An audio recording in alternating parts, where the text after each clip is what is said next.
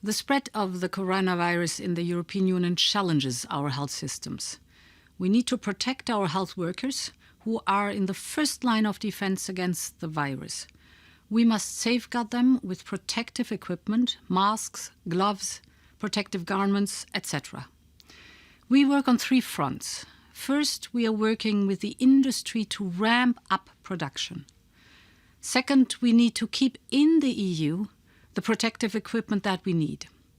This is why we adopted today an export authorization scheme for protective equipment. This means that such medical goods can only be exported to non-EU countries with the explicit authorization of the EU governments. This is the right thing to do because we need that equipment for our healthcare systems. Third, we need to share that equipment in the European Union. National bans on selling protective equipment to other member states are not good. We need to help each other. No country can produce on its own what it needs. Today it is Italy that rapidly needs large quantities of medical goods, but in a few weeks other countries will need it too.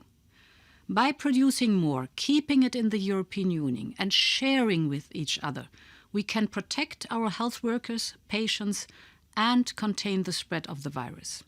This is why I propose this European solution today. Also, we need to keep goods flowing across Europe without obstacles. Just imagine, as we increase production of medical equipment, factories cannot get the components they need in time.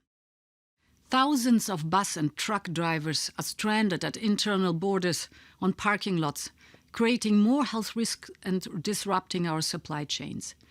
If we do not take action now, shops will start facing difficulties in refilling their stocks of certain products coming from elsewhere in the single market. In this moment of crisis, it is of utmost importance to keep our internal market going.